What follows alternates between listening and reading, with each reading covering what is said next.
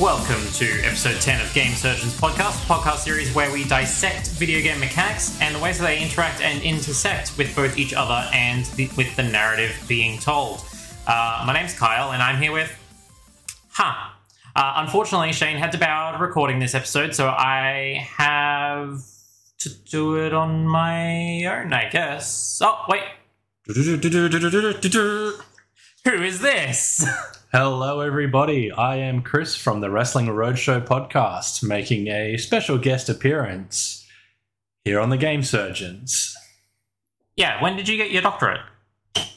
Well, it's still in the mail, and, because of COVID, haven't had many deliveries lately, but, yeah, trust me, I've got one. Yeah, okay, good. How are you going, man? Oh, fantastic.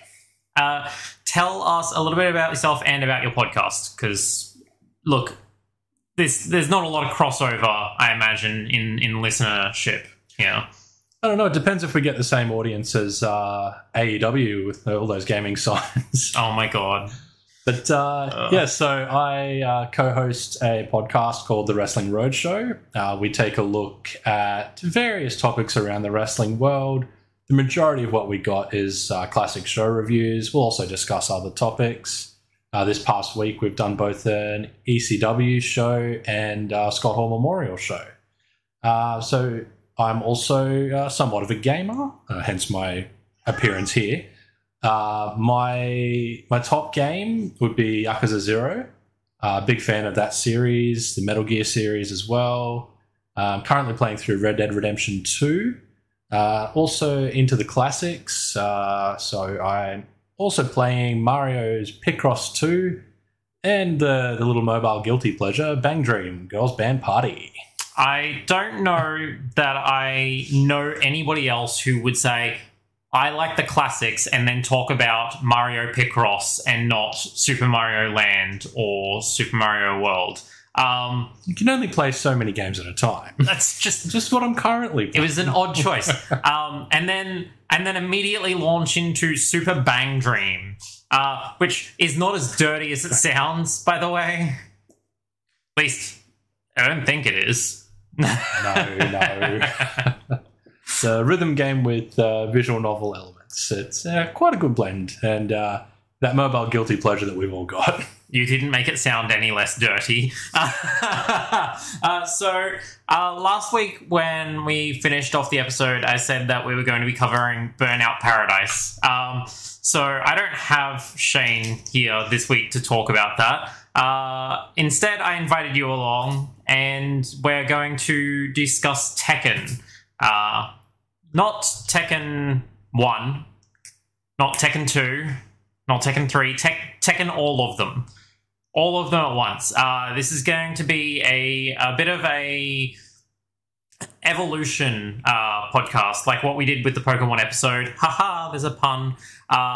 So we're going to talk about the entire franchise, how it came to be to the point that it is today from its humble beginnings. Tekken itself, the very first one, was released in Japanese arcades in 1994 and was later ported to the PlayStation. It was developed by Namco actually specifically for the PlayStation. The hardware that they used in the arcade cabinets was based on raw PlayStation hardware. Did you know this? I did. Okay, I did not. I honestly, while doing the very minimal amount of research that I actually do for this podcast, this morning, I found this out. I was like, that is the most fascinating thing that I have come to know about this series. It really shows in the control system. I mean, yeah, obviously, when I actually think about it, yes. But, I hadn't really thought about it properly before the moment this morning, the moment where it all clicked. It's one of the first 3D fighters. And has gone on to spawn a decades-long franchise featuring crossover spin-offs, films, and multiple anime, one of which is an OVA of multiple short movie-style things, and another upcoming Netflix series, which, honestly, I'm pretty keen for. Yeah, it's not got a high bar to clear as far as Tekken spin-off media goes. Those last two movies, oh boy. I think the one of those two is currently sitting at a solid 0% on Rotten Tomatoes. You take that back out of your filthy mouth. The second of the Tekken movies was dreadful, but that first one was amazing, and I don't want to hear that kind of disparaging remark from you ever again. Well, I think we can both agree the second one sucks. Alrighty. So let's launch into it. Tekken 1. We did a bit of playing last night. I think I should preface this. I think we're going to be focusing mostly on the mechanics. Obviously, that's what this podcast is. But I want to specify, I guess, is that we're primarily going to be focusing on the versus combat, not necessarily player versus player, but that 1v1 or 2v2 combat rather than Tekken Force mode, Tekken Ball mode, Tekken Bowling, those things. I'm sure there are mechanics that are great and have changed in all of those. That's not what we're here for. We're looking for the core mechanics of this fighting game franchise. I was here to talk about the volleyball, but... it did make a comeback recently. I'm pretty sure it was in Tekken 6, so as DLC. Tekken 7 has the bowling. Woo! It's actually quite a good bowling minigame, all things considered. It is, actually, yeah. Yeah. But again, not what we're here for. Sorry to break it to you. May have lured you here under false pretenses. But yeah, Tekken 1. We started off last night. Bit of some Tekken 1 play. Honestly, what's the first stuff that comes to mind for you? So the thing that was prominent in the earlier games for me, well, I guess for everyone, it has stayed a staple of the series. But one of the things that I feel really separates Tekken from the other fighters is the 4-button, 4-limb system. Yeah. So you look at games like Street Fighter, Virtua Fighter, Mortal Kombat until the reboot in 2011, and they all work on a variation of the strong, medium, light system with the punch and the kicks. Mm-hmm, mm-hmm. But yeah, Tekken, with having the 1-button, 1-limb system, I feel that that stood out, especially in the early games where you don't have the mechanics. And I feel it just makes each character more approachable. Not so much learnable in terms of going deep in the character, but if you're playing through just picking characters at random, you know how the game works, and everyone fundamentally works the same way. Yeah, they all have some different moves, some different button combinations, but you can basically pick things up fairly quickly with them because there's that same basic format of combination to enter. So it ties in more into some of the latter games, but your forward X, back circle, down forward triangle or whatever, those sorts of things are consistent across multiple characters, and there'll be different moves with different timings in terms of frame animation, but because of that 4-limb, 4-face buttons scenario, you know that by pressing that X button, that's going to be the right kick. And I think with those uniform controls, it really helped in getting the mixed martial arts, not in terms of MMA as we know it today, but with Tekken fundamentally being a fighting tournament. You've got characters with backgrounds and roots in multiple martial arts. Having that solid fundamental button system, it really sort of made everyone adaptable and the martial arts adaptable. In the first game, we had sumo, pro wrestling, karate, variations of kung fu, and it all just sort of worked. There's such a different variety of techniques, but with that solid core fundamental, it all just worked. Yeah, I definitely agree. The focus on legitimate martial arts styles across the entire franchise, for the most part, is quite good. It spends a lot of focus on really spotlighting these martial arts practices, and it actually wouldn't surprise me if people have gotten into particular forms of martial arts because they saw their mains playing, like, doing this in their first game of Tekken that they played. One of the things that's also quite interesting is as the series progresses and different mechanics are introduced, different martial arts are introduced as well. Mm-hmm. For example, the capoeira coming in 3 with Eddie Gordo.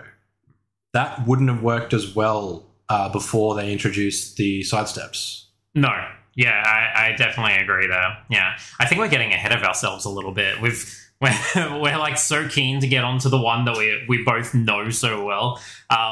So let's go back down to the basics just for a second. To be fair, if this was a Street Fighter podcast, I'd still be trying to talk about Tekken 3. So that's understandable. I completely agree with that. Street Fighter is not my game at all. So some of the basics, because if you haven't played a fighting game before, you're not going to know a lot of terms that are going to happen here. So as we've said, there are 4 limbs, 4 face buttons, X and circle E kicks, triangle and square E punches, one is right, one is left, etc. As well as that, you actually have high, mid, and low hits as well. So high hits tending to hit the face area, mid hits hitting the body, or if you're crouching, the face area, and low hits hitting the legs. Or between in some cases. Or between. Thanks, Nina. I don't think that came about until 3, did it? So there is those options as well. Because of the high, mid, and low hits, there is also the need for different blocks as well. So you can guard in Tekken games by holding the back button, or low guard by holding down and back button at the same time. In later games, you also had neutral guard, which just allowed you to be blocking your mid and high hits, except for particularly strong ones, or some combo ones might get through. Some of the overhead stuff as well. Yeah, that sort of thing. So that stuff would be blocked by neutral guards by just not doing an input at all. So if you were pressing forward, that would count as an input. You would no longer be neutral guarding. But if you just didn't have an input, your character should be automatically neutral guarding, like most of the time. But it wouldn't. Neutral guard did not block low attacks either. So it left you open in a lot of ways. You couldn't just neutral guard and get away with winning a match somehow. On top of that, and a lot of this is information that applies to a great many fighter games, but you've got your throws, combos, and juggling. Those are your main mechanics. I'll be honest, I cannot imagine juggling at all in the first Tekken, but I am assured by the internet that it does happen. I didn't think it'd come until 3. Yeah, I looked and I'm just like, that everything's too slow. How does anyone juggle? But the internet assures me it's been there since the first game. So is the thing. One of the semi-important things in terms of not so much mechanics, but definitely how people play, is your options for time, rounds, and handicap. And it's something that I hadn't really noticed until we were doing a bit of playing last night, because the two of us started to adjust our playstyle based on how much time was left on the clock if we thought we could run out the time with slightly more HP with the opponent. So if time on the clock runs out, the person with the most HP wins. That's just the easy way to go about it.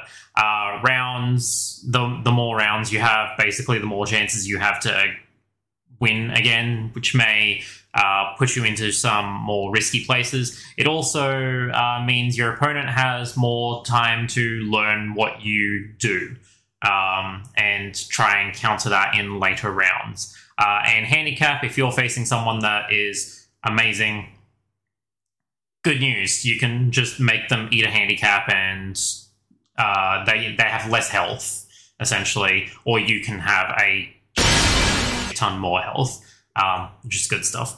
Tekken 1, I'll be honest, like outside of all of those core things, it seemed to focus mostly on spacing and timing for me. Would you agree? Yeah, I'd agree with that. Yeah.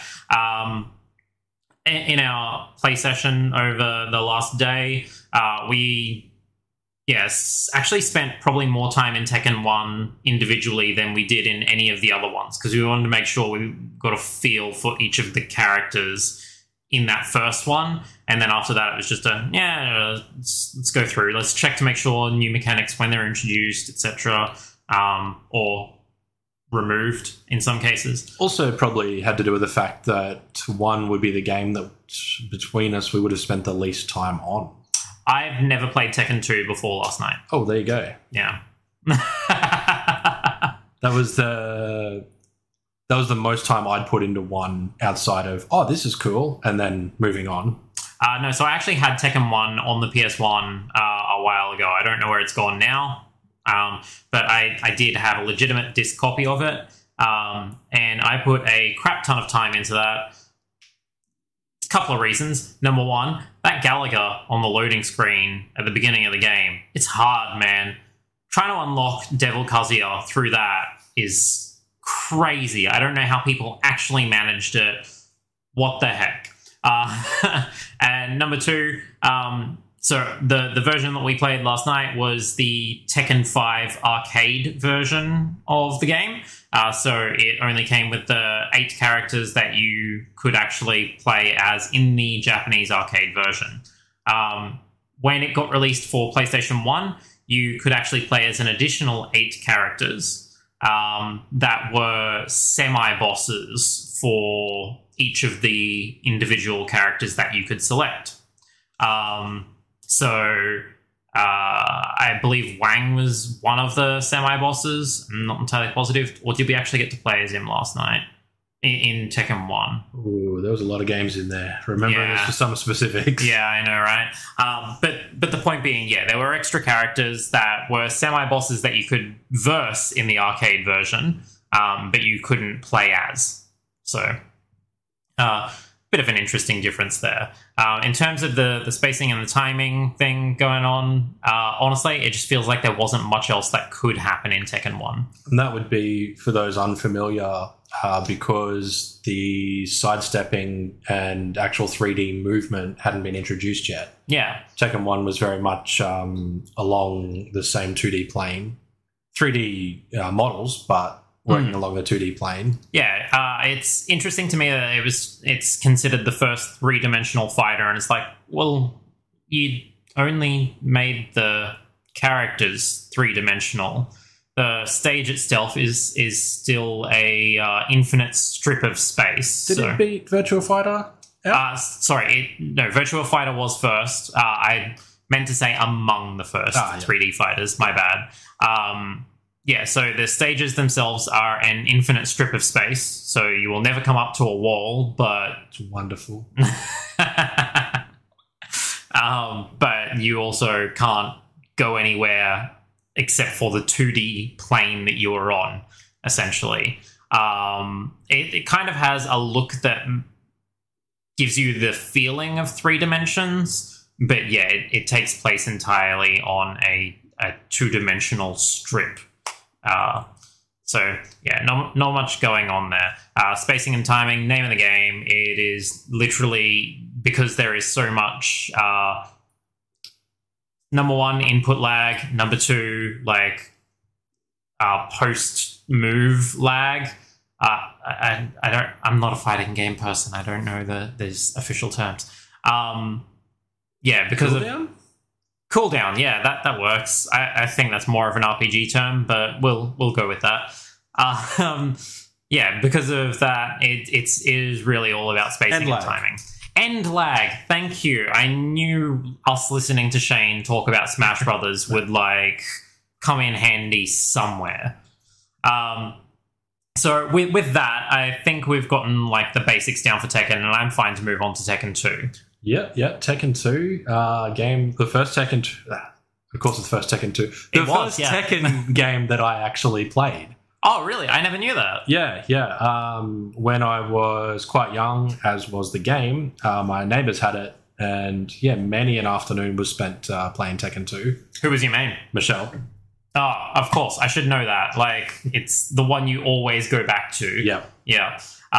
I didn't actually get into Tekken until 3, so we'll discuss my main when we get to there. Tekken 2 introduced a few things. Number one, auto-blocking, guarding, whatever you want to call it. That was introduced in Tekken 2. That didn't actually come about in Tekken 1. You had to press the back button to guard in the first Tekken.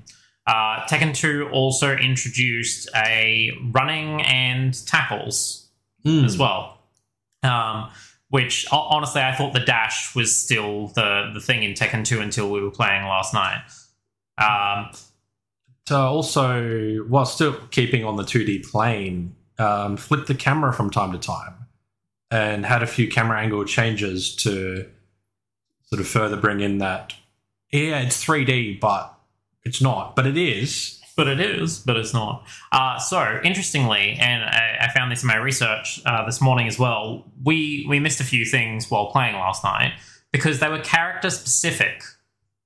Did you know that Heihachi and Kazuya and one move of Yoshimitsu's could sidestep in Tekken 2?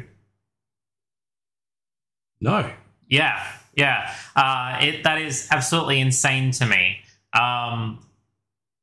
I can't imagine what would have possessed them to give characters such a huge advantage as being able to move in a third dimension. Well, if you're going to give characters a huge advantage in the Tekken series, of course it's going to be Kazuya and Heihachi. Well, yeah, and Yoshimitsu's wasn't that big of the advantage because the one move that he could do to do the sidestep damages himself. Although, speaking of Heihachi, also discovered after, well, when did this game come out? I think 27 years, the Heihachi specific counter. Yeah, that's Tekken 3. You're jumping ahead again. That was 2. Was it? No, we were playing 3, surely. We're playing all of them. I mean, fair. But yeah, there is a Heihachi specific counter. No, you're right, it was 3. It was 3? Yeah, I remember who I was hitting with it. Yeah. All right, well, we'll come back to that one because it does bear relevance to some mechanics that are introduced later as well.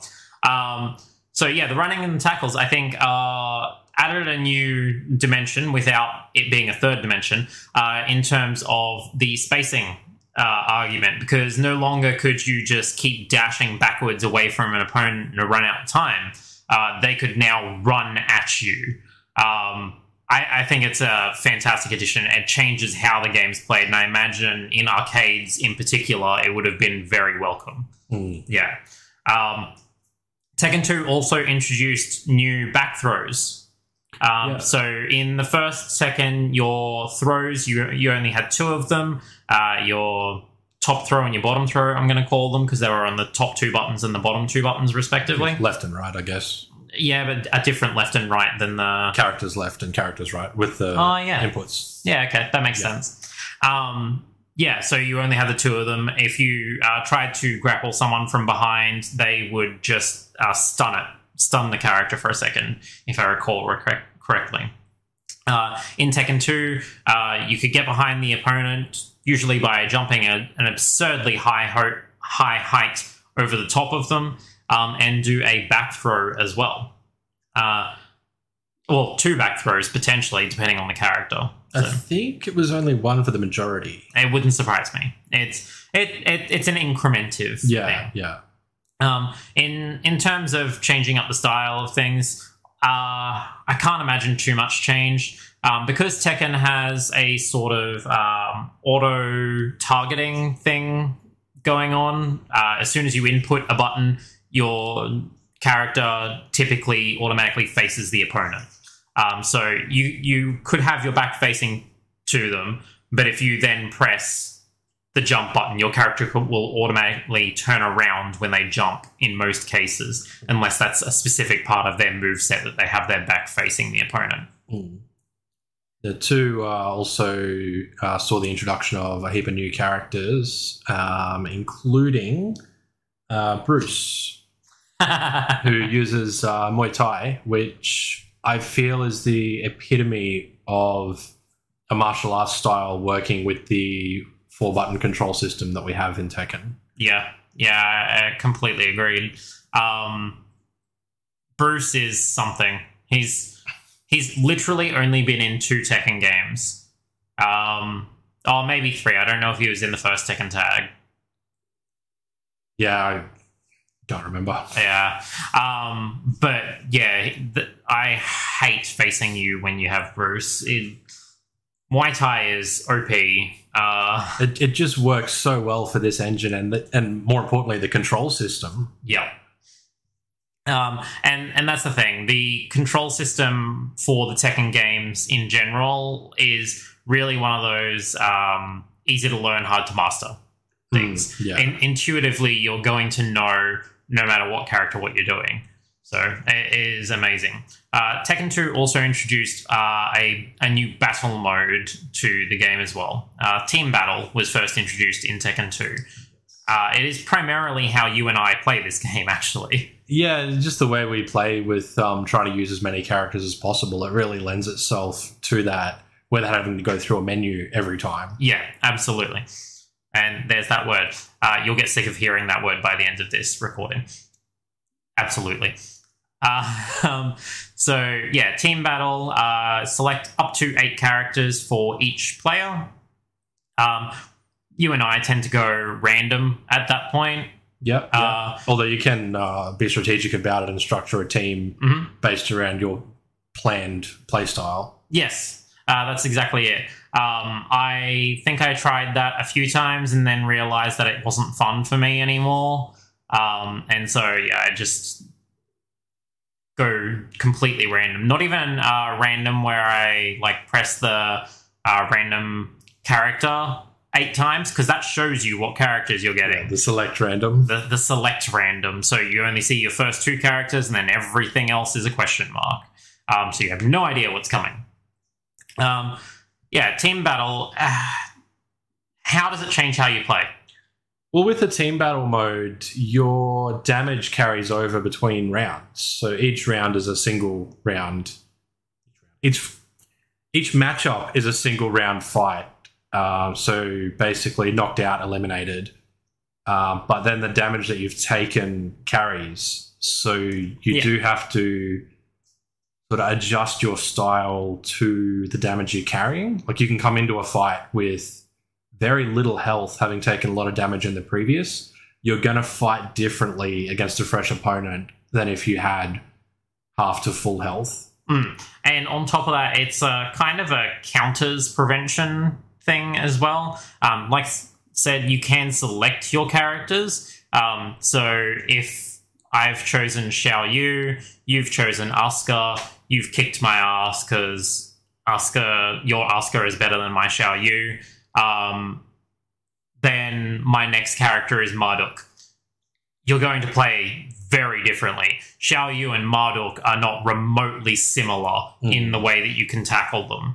So, obviously, neither of those characters was in Tekken 2, but the team battle mode has stayed the same across the decades. Not much has been done to evolve that one. Well, in Tag, it got evolved a bit, with losing only the defeated member of the team. Yeah, which is awesome. Which then adds in the strategy of protection. Yeah, we'll get to that. We'll get to the bullshit that is that somewhat shortly. Don't worry, there's a lot of bullshit coming up in this series. Oh yeah, it was a simpler time back in Tekken 2 days. Oh yeah. Now here comes my personal favorite for the series, Tekken 3. I think it's not just your personal favorite. I think it is the majority of people's favorites. I actually kind of assumed Tekken 6 was the worldwide favorite, so to speak. Well, if you look at the anime trailer, it's very rooted in what happens in 3. That's fair. I feel like that's the easiest storyline jumping in point. Yeah, I feel it's to do with the largest audience appeal, to be honest. Okay. I mean, we are the nostalgia generation that currently trends. It is us that everything is marketed towards. How good is it? I mean, I love it, but it doesn't seem to affect you all that much, to be honest. There can be a lot of crap that comes out, but just knowing you're the target audience that people are making things for, it's pretty satisfying. Yeah, it's really good to know that straight white men in their mid-20s to late 30s are finally being catered for. It's about bloody time. Tekken 3 takes place in a 3-dimensional space, finally. Hence the 3. I don't think that was it. I think it was chronological. Coincidence. So what do we mean by that? Chronological? Well, it's when one thing comes after another. I knew it was going to be a mistake asking you to record this with me. No, so what do we mean by 3-dimensional space? Explain. So with the 3-dimensional space, now everybody gets the ability to sidestep. So you're no longer fighting left to right. You've also got back and forward or into the background and foreground where you can move. And this brought in attacks that can follow those steps. I brought in another layer, another dimension of dodging. You can sidestep out of the way of things. You've got side throws. You've got attacks that come out of side steps. It really sort of changed the game. Like, legitimately changed nearly every aspect of the game. So I mentioned before the ridiculous jumping in Tekken 1 and 2. Like, you could jump 2 persons' height. And the reason being for that was to get over the top of your opponents, to be able to attack them from behind, to be able to do dodges of any ground attacks, anything like that. Because there was no real way to do that in Tekken 1 and 2 beyond just guarding. And guarding, you could still take damage depending on the settings. And now that you've mentioned that, I'm sort of thinking about other fighters that do have the high jumps. Street Fighter's jumps are quite high, same as early Tekken, and the basically completely aerial sub-game of Smash Brothers. Yeah. Smash takes absurd jumping height to a different level, though, and jumping times. But at the very least, Smash doesn't have the health bar mechanic, or at least on the right method of gameplay, it doesn't have the health bar. So they nerfed jumping in Tekken 3 because now you could sidestep to get out of the way of ground attacks. Though there were a few characters that could still jump really, really high. Go on. King has a very high leaping elbow drop. Yeah. And whatever you do with Ling Xiaoyu.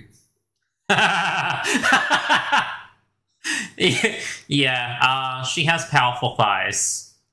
And I think she was another character I mentioned earlier with Eddie and his capoeira, and like Xiaoyu's style. And look, my Chinese isn't great at the best of times, let alone when I'm trying to read it through my own handwriting. But her Baguzhang style, I don't think would have been as effective without the 3D space as well, similar to Eddie. Yeah. So I don't know why I started maining Xiaoyu, because having played her in Tekken 3 last night, I remembered just how difficult it was to play as her only in Tekken 3 and maybe 1 or 2 games after, because half of her moveset seemed to be jumping into the foreground and background. So I could be trying to do different combos, and because my button presses are imprecise, she would do a cartwheel or a diving roll into the foreground. But it was different. It was very different. And the fact that that was part of her moveset, like, really speaks to how much they put that focus on becoming the actual three-dimensional fighter, not just a gimmick, this is polygons now thing. Yeah, and it's not just the new characters with their new styles that benefited from the 3D. My main character for 3, King, benefited greatly from the 3D with the traditional folk-style martial art of professional wrestling that he employs. Being able to move backwards and forwards, or background, foreground. He picked up a lot of extra moves with regards to like a big boomerang kick, extra throws, as well as like a dodging palm strike. And those extra throws are another thing that was big in 3, because prior to 3, everyone only really had the 2 or 3 throws. 3 comes in and certain characters get a lot more throws if they're applicable to their styles. Yeah. Things in particular for King, you land, let's just say, a flipping leg drop that actually lands on their shoulders. Boom, that's a Hurricane Rana now. Like, what?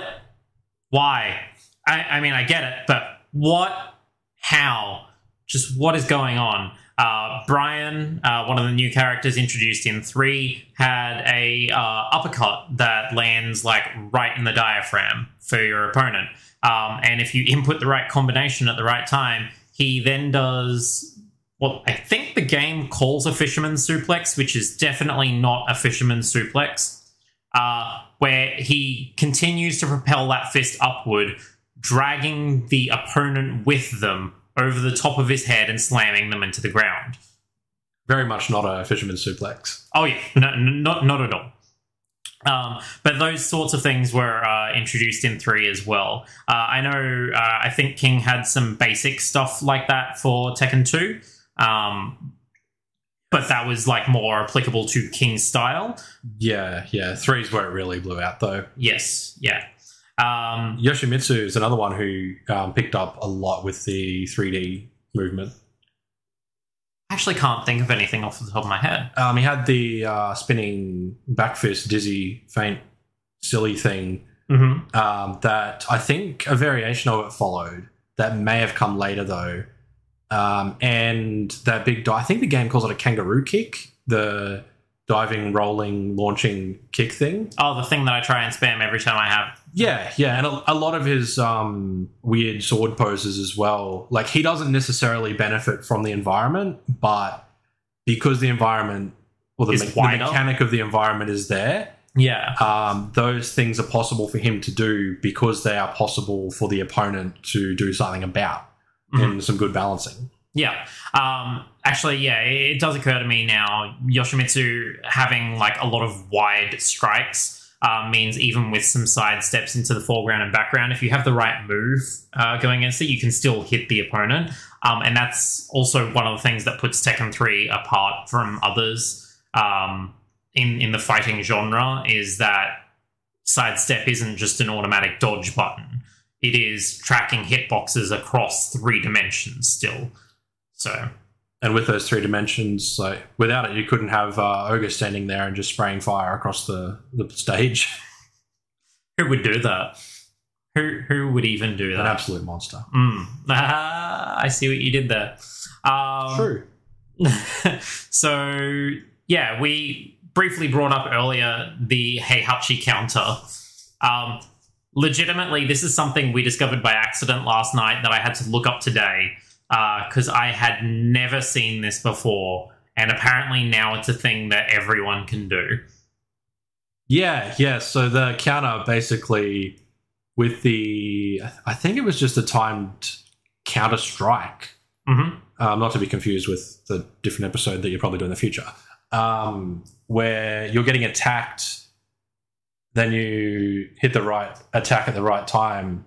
I think it was a right leg attack it counted. Yes, specifically for this Heihachi one, it was the right kick. So he'd catch the leg above the shoulder and then attack from there, which was a variation, not so much with the animation, but a variation of that counter striking did come in later in, I think it was introduced in 7. It may have been earlier, but 7 is what comes to mind with it being accessible. Yeah. I haven't been great at any of it, but yeah, 7 is where it definitely becomes way more accessible. I suppose on the podcast that we look at the mechanics, we've got the mechanics of a 1v1 fighter, and Tekken 3 introduced Tekken Force Mode, which took that one-to-one combat and basically turned it into, I guess, a brawler. Yeah, a Streets of Rage style. Yeah, 3D Streets of Rage, using the same thing. And yeah, it was just the same, I guess, engine, the same mechanics, everything just presented in a different way. Yeah, it made you feel powerful. It's one of the main things that I liked about it. The grunts are very grunty. When you've got automatic targeting and multiple opponents, it certainly is a different ball game to just one-on-one. That's where the Kazuya sweep kick thing comes in, where he just spins and eliminates everything surrounding him. Maybe a good thing he wasn't in this game. Oh my god, he wasn't. Oh my gosh. Yeah, so one of the other things that was actually introduced in Tekken 3 as well was the parry. Was that in 3? Yeah, I didn't realize it wasn't for every character in 3. Yeah, still the same input option. It explains why I am adept at it, although I'm less so now, because Xiao Yu is one of those characters, and I actually distinctly remember her doing that knee thing where she just like lunges her knee forward the teensiest bit, and yeah, it just stops the opponent doing a low kick. In Tekken 3, it just sort of stunned them for a second. It didn't do the push to the ground that it does now. Yeah. So it was certainly less useful. But the fact that the mechanic has been around for that long is, so weird, honestly. Yeah. We also have the quite fun little mini game of Tekken Ball Mode, which is essentially the same thing but volleyball. Yeah, it gets faster and faster the more damage is dealt to the ball. Don't let it hit the ground. Don't let it hit you. Just a fun little diversion from a very good game. I put way too much time into ball mode. Oh, I think we all did. Yeah, it was so good. Like, way better than Tekken Bowling. And one fun little fact, I'm not sure if it specifically applies to 3. I'm not sure which game it started, but I think it might have been 3. The motion capture for my man King was done by professional wrestler Minoru Suzuki. Bring that back around to the Wrestling Roadshow. Bring it back around. Go on, give us some facts. I just did. No more. I want to know more about Minoru Suzuki and New Japan. Okay, tell me, sir. Okay. Well, Minoru Suzuki, legendary mixed martial artist, grappling so good that the fighters you've heard about rate him as the top grappler they've ever fought. He co-founded the Pancrase promotion in Japan in the early 90s. Has been a world champion in both All Japan Pro Wrestling and Pro Wrestling Noah. Leads the Suzuki-gun group. And at about, I think, 54 by this point. Pretty much one of the toughest older guys that you'll ever sort of see in media. Has a nickname of Murder Grandpa. And owns a clothing store in Harajuku, because these are the things you can do when you have a resume like that. Yeah. He, for more modern fight watchers, he has appeared in AEW recently, yeah? Yeah. Fighting, was it just Moxley? He worked John Moxley, and I think he wrestled somebody else as well, but I might be mixing it up with one of the other places he worked at the time, because he did work for a few different companies. He's one of those guys that appears everywhere. Yeah. Fantastic. Thank you for that diversion, because we are not even halfway through this list, and we have already been going for 45 minutes. So we may have needed that. Also has a haircut like a devil fruit from One Piece. Why is that a thing? He's a big fan of One Piece. Okay. He was in it. Was he? Yeah. Japanese wrestlers just appear in everything. All right. Including one of the later games. Well, yes. Yep. So the next game to get released in the Tekken series is non-canon. So the storyline from... No cannons at all in the game. No guarantees there. I can't speak to that. The storyline for Tekken Tag Tournament is not part of the official storyline for the Tekken series. Honestly, I don't think it's that big of a deal. In my opinion, the storyline in Tekken sucks. Well, I was literally just about to say, that said, not... Like, there is one single ending in every Tekken game that is actually canon. So, it's not a really big deal. Yeah. No, I find... I don't know we're talking about mechanics, but just to deviate, the story of Tekken... Like, the main story, it bores me to tears. It really does. The, I guess, side stories of some of the other characters, that's where the fun is. The endings that you get for each character after completing arcade mode. But, yeah, unfortunately, only one of them counts for the canon, and that's normally... Mishima bullshit. Yeah. It's always Mishima bullshit. Do you know how many members there are of the Mishima family currently? Are we including all the supernatural beings? Yes. Different ones? Jesus. I don't know, about 15? I'm just going to go off the top of my head. I do not have a list here, and I'm just going to start rattling them off from, like, oldest to youngest. Jinpachi, Heihachi, Kazuya, Jun, who is not blood related, but is marriage part of that family. Some blood was probably shed in a cutscene somewhere. Yeah. Jin, Lee, Lars. I feel like there's at least one more. Asuka. No, she's a Kazama. She's not a Mishima. So Jun is a Kazama, but is a Mishima by marriage. Potato. No. But Asuka is part of the wider family. Part of the problem. Yeah. And that's, like, I feel like the character roster is around about 50-ish. They take up, like, 20% of the character roster. Do we include Wang being Jinpachi's longtime personal friend? Wang. Yeah. I mean, if we count that, then Xiao Yu crushing on Jin, like... Get them all in there. Yeah. Plus all the devils and angels and all that other bullshit. Yeah, and that's not even, the devil forms. Devil Jinpachi, Devil Kazuya, Devil Jin, like, Devil June. You know, she's not blood related, but for some reason she has her own devil form / angel form, whatever. That's why of the Mishimas, Heihachi's my favorite because he doesn't need any of that extra bullshit. He's just Heihachi. He doesn't need to evolve or change forms. He's that much of a badass as is. You are aware that his storyline is that he wants those, right? Yeah, but he doesn't need them. Right. So yes, Tekken Tag Tournament introduced tag battling. And good name for it. I know, right? And you may be asking to yourself, I thought you said Team Battle was part of Tekken 2. And I did, but this is different. Do you want to tell us how?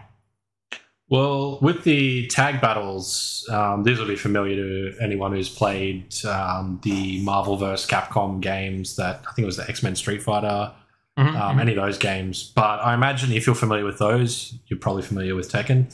The tag battles, you keep the 1v1 combat, but you have the option to tag out and bring in a second fighter. Once you tag your character out, their health will start to regenerate to a point. And you also have the ability to do tag combo moves. Yeah. I was surprised tag combos were actually a part of Tekken Tag Tournament. Like, yeah, we just couldn't do them. yeah, we just suck. Like, I want to clarify that. We're talking about this series that we both love intensely, and neither one of us is actually good at. Like, we have both been to the arcades in Japan, and those are, for some reason, online still. And I know I didn't win a single match. I believe you won one. I did win one on about my third go in a Shibuya Taito station. Yeah, like we know this series, but we're not good at this series. It's like intellectually understanding something while also like physically being unable to do it. I think I won an online game once on the PC version of 7. Once. I'm actually surprised because I feel like the people that are still playing online on PC are like the good ones, the insanely good ones. Yes, yeah. I remember you beating your head against a wall for like an entire day, and it was the same guy you were versing on PC because he was the only one online. Yep. So yeah, we're not tournament level players. Is where we're going here. I wouldn't put me at like, I don't know, what's the level below tournament? Like, I wouldn't even put me at that. So yeah, tag combos, they're a thing. You start a combo with one character, tag out, and your next character keeps going with it. With their own brand of it, I should say. One of the interesting things about Tekken Tag Tournament that sets apart from the other tag fighters that you brought up is that it's only 1 KO to lose the round. So in Marvel vs. Capcom in particular, you have both characters. Or three characters. All of them have to lose their HP for you to lose the match. But Tekken was like, we're not doing that. You now have the added wrinkle of you have to take notice of both characters' HP and balance that. And if you think you're getting low, you're going to have to swap to the other one. And if you're both low, well, you're going to kind of have to deal with that. I think it adds a lot. Strategically, right? Yeah, it would have been nice to have the option to play it either way, but I prefer it this way. Yeah, I agree. I would stick with this were the option there. But it would be nice to have the option there. It's like in Smash Brothers, there is the option to play with hit points instead, but honestly, who are these people that are doing that? I don't understand. Interestingly enough, the forefather of a mechanic that gets used and iterated upon in Tekken 6 and 7 sort of appears in the first tag tournament. So when you have a character on the bench, occasionally their HP bar will like light up and start flashing, right? Yeah. You know what that means? Yeah. So in Tekken 6 and 7, they have this thing called the rage mechanic. And this is the forefather of the sort to the rage mechanic. Essentially, when that HP bar is flashing, you can tag in your partner, and for a little while, they actually get a damage boost, which is cool. I don't know what actually triggers it happening.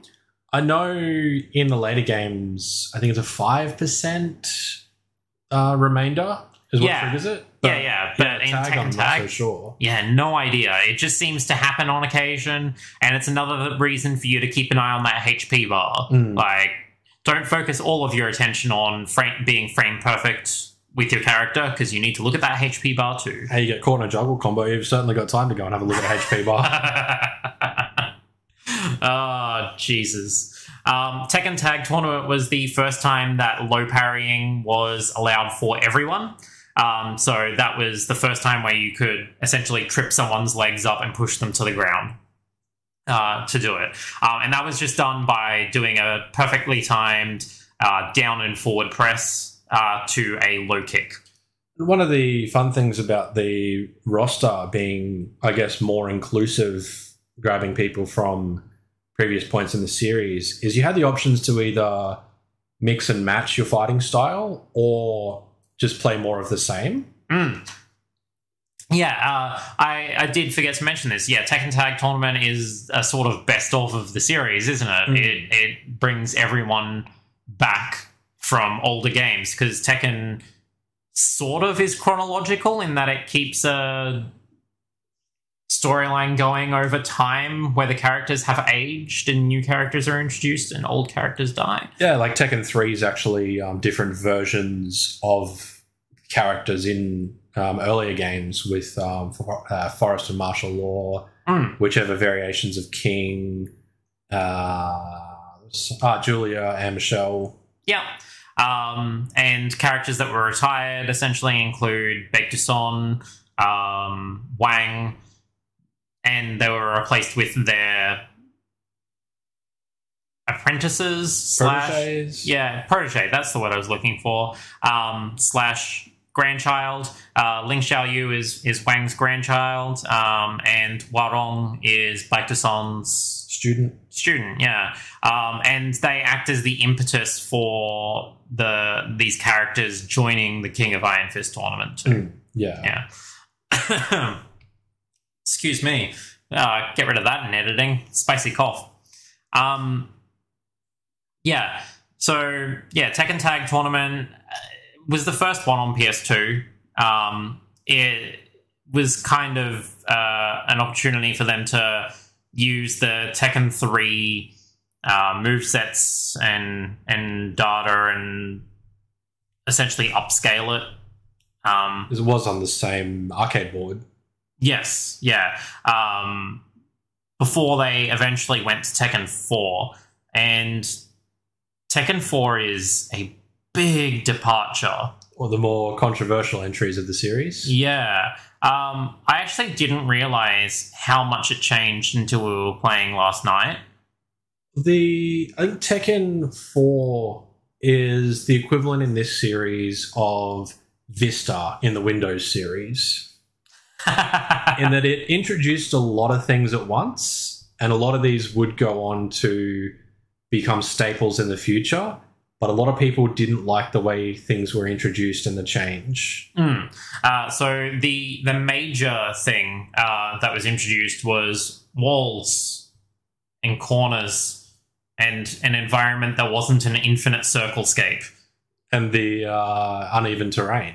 And the uneven terrain, which would never be seen again. In the same way, with your, I guess, balcony breaks and floor breaks in later games, it did have variations of uneven, but that was more so specifically for opportunity rather than a core mechanic. Yeah. Tekken 4, walls and corners leads to wall juggling. So juggling has always been a thing in the Tekken series, more so recently. But Tekken 4 really started off the current trend by introducing the wall juggling mechanics in the way that they were. The 3 did have Horong and Eddie being heavy jugglers. Oh, yeah, but that was... More as well, I guess. Lei. Yeah, it was definitely present. It was definitely there. It just didn't feel like bullshit until Tekken 4. Eddie, Horong, right, that's fair. Because, Tekken 4 being the first game to have the walls meant a lot of people didn't know how to deal with it. You could get trapped in a corner and just smashed against a wall repeatedly and feel like there was no way out. The game didn't really tell you how to deal with that in any way. You just kind of had to find a way out. It did take away one of everybody's standard throws and sub it in with a position switch. Which, honestly, until last night, I did not realize what that was for. Yeah, until you use it in the right application. Yeah. I remember that being a thing when I first got Tekken 4 and going, what the f*** is this? Why do I not have one of my grapples anymore? Because for me, it was just an inconvenience now. It wasn't a main technique. about positioning and changing how you play. So yeah, Tekken 4 replaced your left, I should say, grapple with the switch maneuver, which essentially grappled your opponent and literally pulled them into your position while you went into their position. So if you were trapped on a wall and being pounded on mercilessly, you could pull off this switch maneuver and hopefully start turning the tables. Like, literally turning the tables. And with the advent of, I guess, a new engine, new mechanics, there was also another fighting style that really made its introduction with a new character in 4, and that was boxing with Steve Fox. I keep forgetting he's not in 3. Like, he feels like such a 3 character. Yeah, and he was the, I believe, only still character not to have kicks. So the kick buttons were different dodges. Now, he did have kicks that he was able to do that were default get-up kicks. Yeah, I was like, incorrect. He has at least one kick. Yeah, but he doesn't have any kicks as part of his moveset. And like it really adds an element of the boxing martial art in with the bobbing and weaving and ducking that would be sort of more prominent in the EA Fight Night series of games. And I think it was even part of the Punch-Out games as well. Honestly, it's probably in every boxing game. But yeah, the ducking and weaving being specific to Steve, mechanics making a playstyle, basically. Yeah. They made essentially the bobbing to the right or bobbing to the left a stance change, but a really temporary stance change. Which, how did we forget to talk about stance changes? Yeah, that was introduced in 3, I think, yeah. Yeah, with Horong being the primary and user. Lei. And, yeah, Xiaoyu. No, Lei. Oh, sorry. Yeah, I just realised what was going on. Yeah, Lei had the drop-down in 2 as well. Yeah. So, yeah, stance changing and continually allowing people to expand on their moveset's always been, like, a big part of the Tekken DNA. But, yeah, I think Steve brings that to the forefront because his style is as dynamic as it is. Yeah. Another thing that is interesting about Tekken 4 is you can move around before the fight starts, and it's actually the only Tekken to do this. Yeah, when we were playing it, I was wondering what the point of it was. But then I guess you can sort of fake out an opponent, intimidate, that sort of thing. Yeah, getting close for a quick grab at the start, or... Yeah, so I guess it's got its purpose, but it obviously wasn't important enough to bring back for the next couple of games. Yeah, I can definitely see why it's not still there. Especially with online being a thing. Exactly. But yeah, I think it was refreshing. I remember it being one of the things that I did enjoy when I was playing Tekken 4 the first time. It's just I guess in particular for characters that have stance changes, if you wanted to be in a particular stance to start a combo at the very beginning of the match, that could have been very useful. That said, I don't think you were allowed to input the buttons for stance changes. No, it was only directional. It was only directional. So yeah, it's it could have been something more. I kind of want to see them try it again, but yeah, with stance changing enabled. With 4, you also lost your straight up and down jump and crouch due to the 3D movement being the way it was. So in 3, you had to sidestep to get the 3D movement. Up or down, and get it here. So it very much felt like a 3D environment from the get-go. The uneven terrain contributing to that. And some levels even had things like pillars in the middle, so we had destructible environment. Yeah. You mentioned actually, the jump being taken away as a straight up and straight down for a crouch thing. And the reason for that being they actually changed how the sidestepping worked as well. You could now side walk too. So in Tekken 3, you could only sidestep. It was just one brief step into the foreground or into the background. No, I believe you could walk as well. We tested this last night. So many games. Yeah. Tekken 4, was the first one where you could sidestep and then continue stepping. It sort of was like, here's your initial dash step, and then also here's a stride after, like some striding after that, which is pretty cool. Four gets a lot of hate. I can see why, but I don't agree with it, having played it again recently. I had a bit of a soft spot for 4, given that I hadn't really played it at the time. When it was the primary Tekken, I was still digging 3. I'd only very late in the PlayStation life cycle got a copy of my own. Okay. Yeah, so I pretty much skipped 4 completely at the time and tag, then come in for a bit at 5. So I missed it. So I missed the peak of the hate. Yeah. But yeah, I got a soft spot for 4. I think it's probably one of those ones that is going to be looked back on and considered as more important than what we thought it was at the time. Yeah. Yeah. Like Windows Vista. I hated it. I despised it. It feels so slow and clunky.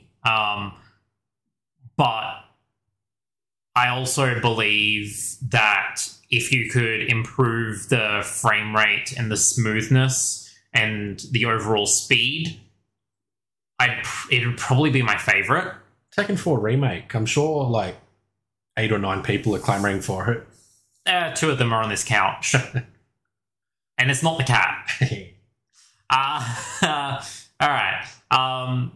Because Tekken 4's combat was more about like positioning. Not necessarily the spacing and timing that we're talking about with Tekken 1, although it certainly has shades of Tekken 1 to it. But more about environmental positioning, because it was the one that introduced walls, because it was the one that introduced environment in the middle of the stage. It did become about manipulating that. I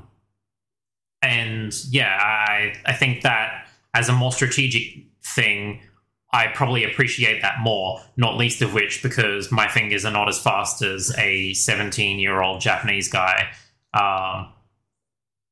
Old grey mare ain't what she used to be. Yeah, this rheumatoid arthritis is getting to me, brah. No.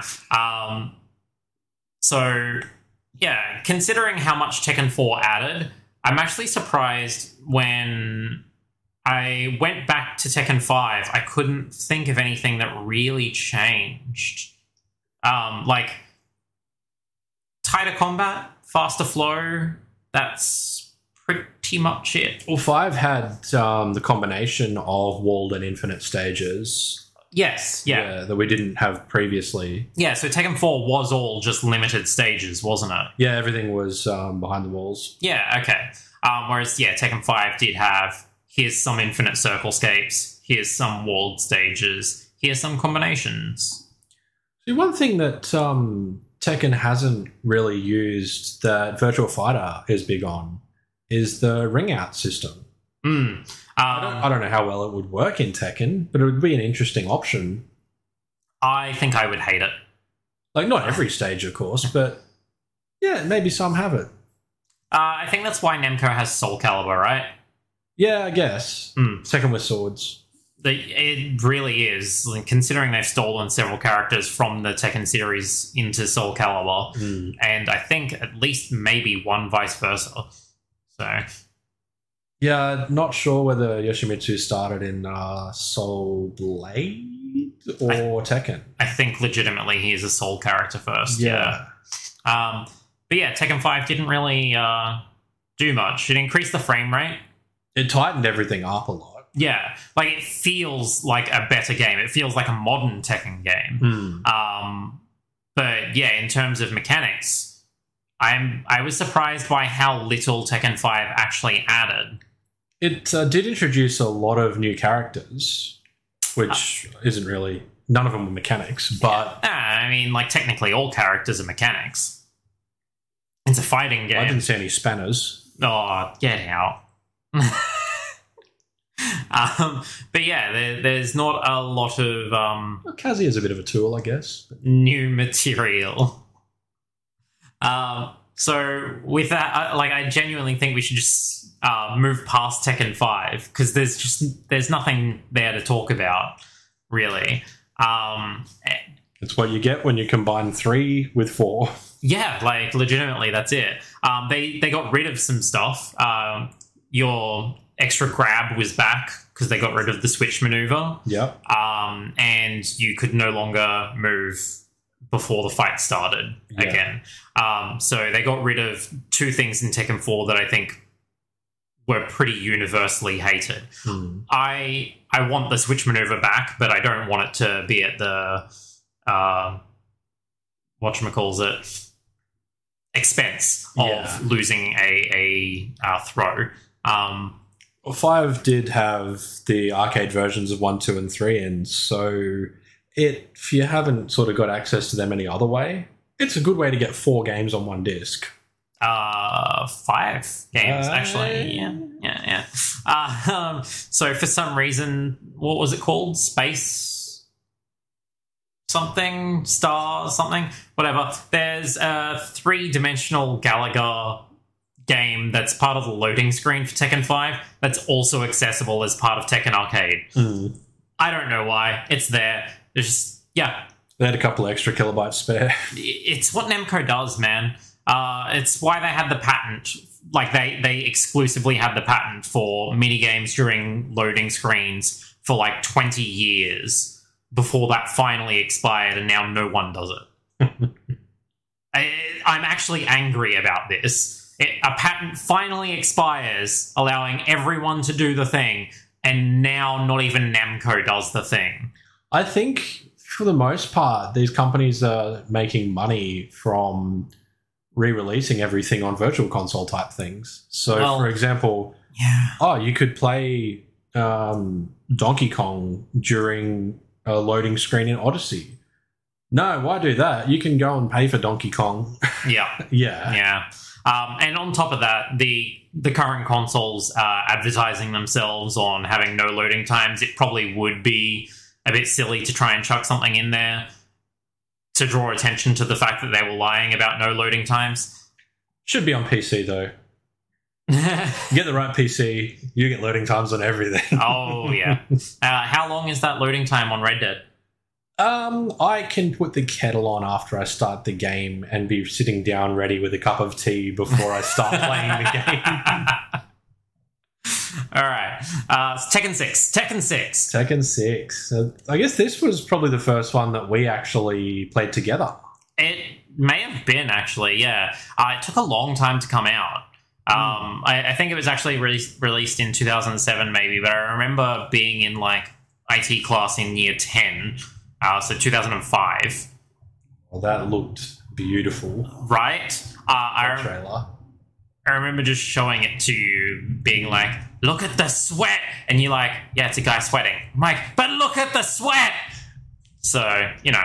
Like PS3 graphics, like, even now, like, they still impress me in parts. Yeah, pity about the sound. That was awful. No idea what was going on there. That's not Namco's fault. No, that is whatever is going on with my HDMI connections. So Tekken 6 did introduce a few things. Finally, there was some innovation again. Rather than just tightening, they introduced things. Wall breaks and floor breaks were probably the biggest new feature for stages. You want to describe what happens with those? So with the wall break, basically, it's like 4 where you... Well, I guess 5 too. Where you get him up against a wall and you can trap him and you can beat the piss out of him. But if you get him against the right type of wall, you'll just break through the wall, which will allow you to continue combos in a different way, stunning them in a in a different way, I guess. And floor breaks, same sort of thing. Well, I guess not trapping against a wall, but you'll be fighting, do the right move, and then the floor will break. You'll land fine. Your opponent will bounce up in, I guess, it's a bound position where you can keep going with your combo. And that flows nicely onto the next innovation, which was the ground bound. Ground and bound, yeah. That sounds like a sex move. So the literal note that I have written here for that is bounce your opponent and keep the combo going. The note I've got just says bound, but it is what it says on the tin, right? Minimalism over here. Yeah.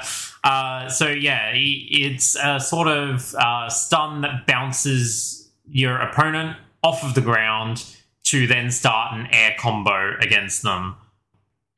Yeah, I think it really changed the competitive aspect of the game. As a somewhat limited skilled player, I think it was a bad idea to introduce.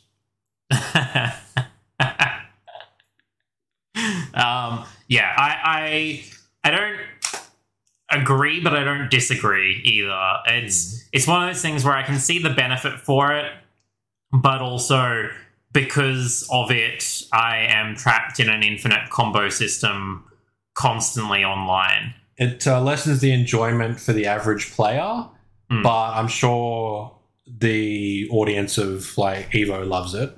Yeah, and the other thing is as well, like, this came about at a time where online play was, like, finally taking off too. So we don't really know what the system was like online beforehand, right? So Bound has been a part of online play the entire time. Did 5 have online? Nope. No, it was just at that time frame when things started to... Yes, yeah. So it was on PS2, and I'm sure it probably could have, but yeah, netcode was not good enough to deal with fighting games at the time. It's barely good enough to deal with fighting games now. Ask Nintendo. Yeah, it's hard to describe exactly how much Bound has changed the game, because like juggling, like I said, has always been a part of Tekken from the first game. But the reason I can't picture it in Tekken 1 is because of how juggling is in Tekken 6 onwards. And Tekken 6 introduced a juggle that sort of upended the most annoying part of the series prior, which was the endless button mashing Eddie Gordo combos with new character Lars and all the bullshit that he brings to the table. I kind of want to apologize, but I did, like, it was deliberate to make a point. Like that. So Lars in well, I guess every game since, but in 6 it's especially spammable. Has this like little up kick combo that's then followed by a flipping back kick that essentially you can time it and catch the opponent in a loop. And I'm sure it's breakable somehow, but I think it's a very bad part of the game. Yeah. It's quite like it is quite easily breakable. It's counterable. Yeah. If you get it at the start. Yeah. You essentially just have to be pressing a D-pad and your character will get out of it after like the second or third. Because the positioning will be slightly off. But that said, it is ridiculously easy to pull off. And it is an infinite combo when there is no input from the opponent. It is literally just forward, up, and X, repeated. Just keep smashing that X button, and Lars will keep doing the move. The other major character that got brought in with bullshit was Alyssa Boskonovich. And I can't quite explain what I dislike about Alyssa's fight style, but it does also seem like they've tried to do too much to a negative effect. Ikimas, Yeah, like Tekken's always had silly characters. We haven't really mentioned them here, but let's just the best one I'm going to shout out, Ogre. Yeah, so Tekken 3, Gon, who isn't even a Tekken character. No, the first guest character. Yep. And both Ogre versions, of course. Yeah. Mokujin, who is essentially random, where you have to know the game well enough to know characters' idle animations to figure out who you're playing as. Yeah. The big green sword gives it away sometimes too. A little bit. Dr. Boskonovich. Yeah. Anyone else in Tekken 3? Then we've got the zoo features. Oh, yes. Panda, Kuma, Roger, Alex. Yes, yeah, I forgot about those. Yep. Alex was in Tekken 2, so they've been going for a long time. And yeah, Tekken 4 had Unknown, which is June's devil form / angel form, whatever you want to call her. Tekken 5, Devil Jin, and I'm sure there was another new character. Combat in 4. Oh, yeah, Combat, which is just Mokujin with more steps. Number 6 had... number 5 had Jinpachi. Yeah. Being ridiculous as the final boss. Number 6 had whatever the Pharaoh Sphinx thing was, whose name I can't remember because we couldn't actually play 6 last night. Yeah. And dead air. The point being, Tekken has a long history of just, redonkulous characters. And a lot of these are bosses, so it sort of makes sense in an arcade mode that they are overpowered and a bit silly. But the fact that they're selectable, playable, and unbalanced, in my opinion, one of the things I don't like about the series. Yeah, it has gotten a little better, but like something like Lars comes along and it's just like, Yeah. So I understand that thought. So there are 2 other things in Tekken 6 that were introduced, one of which would become a gameplay mechanic thing later, but is not in Tekken 6. Tekken 6 is the first game where you can customize characters, I believe. Or is that 5? No, I believe it was 6. Okay, yeah. Proper character customization anyway, like a huge amount rather than just unlocking a costume. Yeah. So you could unlock individual pieces of costumes and like that using in-game currency that was thankfully in-game only. You didn't have any way to pay for it separately. I haven't figured out how to charge you for that yet. Wouldn't take them long. It didn't have any effect on gameplay at all. It was introduced in 5. It started to affect gameplay in 6. Oh, there you go. Yeah. I can read my notes. I can't. Yeah. I could turn the laptop around, but why would I do that? So in 6, some of the items that you could equip could be used in combat. For example, you could equip shurikens and like a particular combo button would like use those. I think there was a gun or something as well. Yeah, like that sort of thing. Very baseball things. Bats. Yeah, like things that were not part of Tekken and honestly should not be part of Tekken, but like they're just there. I don't think competitive uses them at all. They're more of a hindrance than anything. Honestly, yeah, like it stops you from using the moves that you actually have. So yeah. The second thing that was introduced in Tekken 6 is the rage system. So for the first time, there comes the risk-reward style of gameplay for Tekken 6 in this particular manner, in that once your HP gets below a certain threshold, which... 5%, I believe? I feel like it's higher than that, but... So do I, but I've read 5 somewhere. Yeah. But 5 might be the trigger for the great result. Oh, okay. Fair enough. If you've only got 5% HP left or less and win a game... you get the announcer saying, great, rather than you win. Yeah. Perfect. Perfect. So the rage system essentially means you have less health, you have more power. After that's triggered, you start dealing more damage to your opponent. That would be expanded on for the newest game in the series, but yeah, for Tekken 6, that was the extent of it. Yeah. And I think it worked quite well as that. Yeah, agreed. There's really not much else to say about it. I think probably the biggest thing we've discussed in depth, the ground bound, has changed the face of Tekken completely. It is not the same game it used to be because of bounding. For the worse, if you're us. If you're a competitive... If you're actually good. if you're actually a good player, you probably like it a lot. But we suck, so... but they did something that I am immensely grateful for after Tekken 6. And that was Tekken Tag Tournament 2. Oh, such a good game. The best in the series. Like, don't get me wrong, Tekken 3 is my favourite. It probably always will be. But Tekken Tag Tournament 2 is just chef's kiss. I think there's really 3 different Tekken series. There's 1, 2, and 3, which is sort of its own self-contained series, with 3 sort of being the peak of that.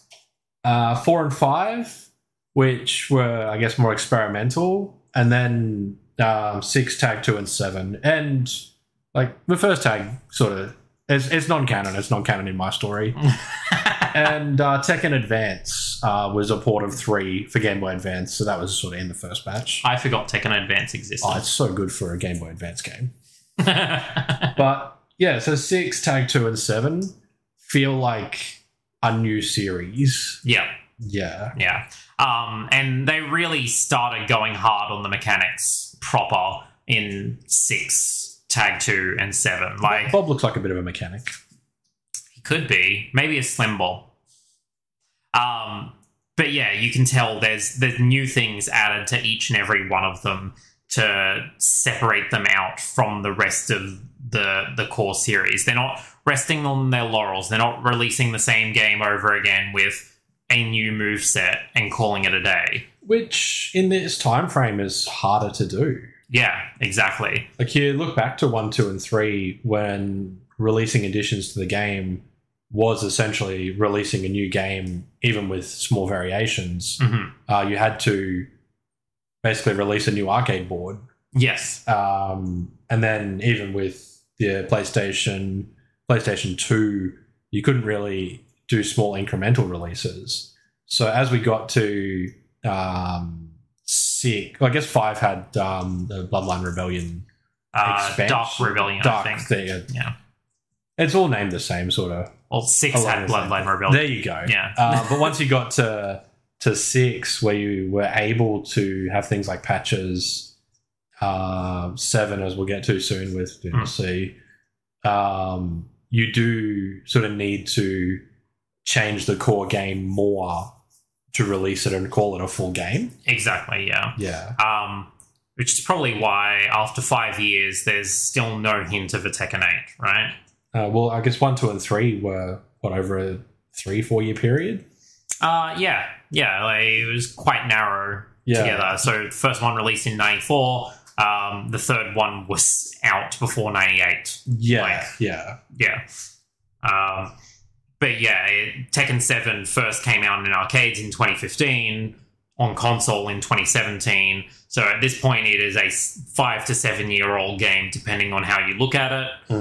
Because that 2015 time was sort of a beta time as well anyway. I guess these days the difference between arcade and home hardware isn't anywhere near what it used to be. So it's not like the game, when it was released in arcades, was so far ahead of what the home was capable of that you could sort of say, oh, well, we had to wait this long for it to even for them to catch up. Yeah.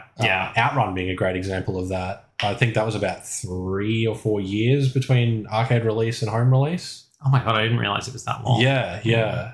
That's crazy. And even then, it's like chalk and cheese arcade to home on the initial ones. I love how we started this particular part of the segment by being like Tekken Tag Tournament 2 is so good, and then immediately just dived Outrun. Yeah, let's talk about anything else. So yeah, there's a few things that are in Tekken Tag Tournament 2 that make it as good as it is. And I want to clarify, the reason I love this game is because it is literally everything. Everyone is here. Not just every character, but like every game mode feels like it's there. I'm admittedly not counting like Force and Ball and bowling and stuff. But like your team battle is there. Your tag battle is there. There's now handicap matches as well.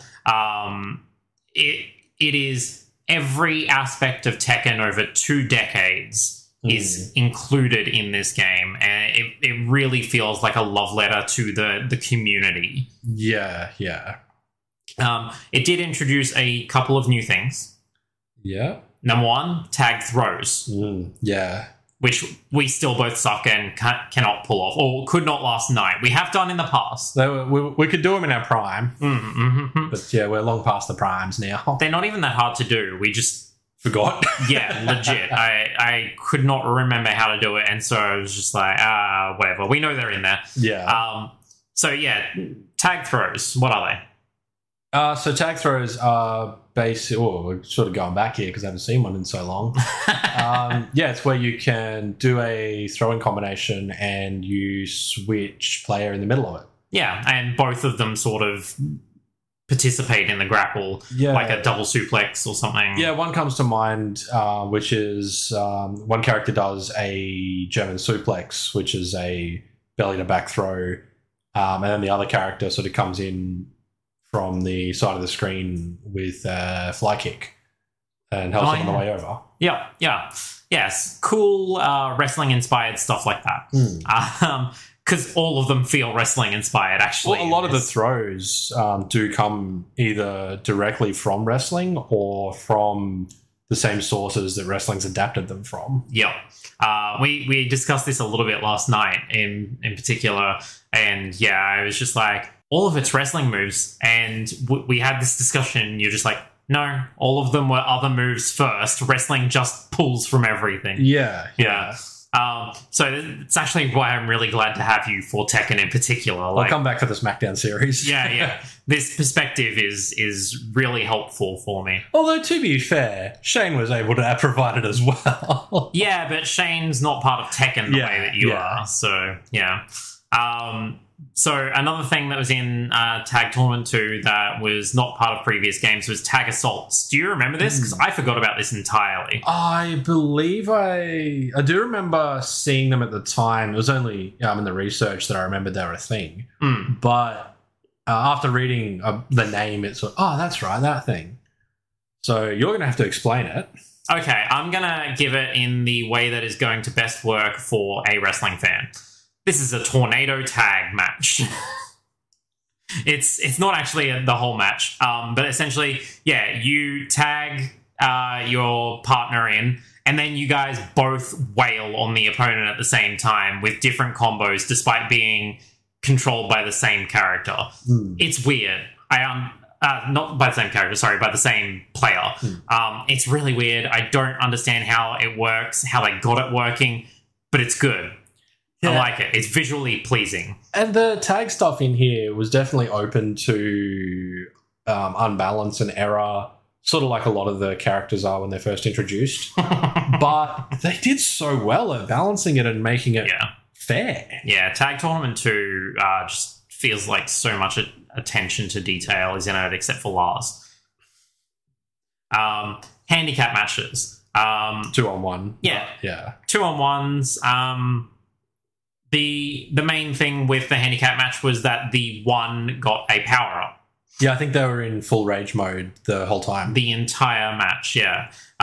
So it's nothing groundbreaking, but it's cool that it's an option there. It's another way to do the handicap rather than just doing you have more HP and I have less HP thing that the series had previously done. If you're a good player taking on a lesser player, it's another way you can wave his... around. All right. I'm sorry. It's a big okay.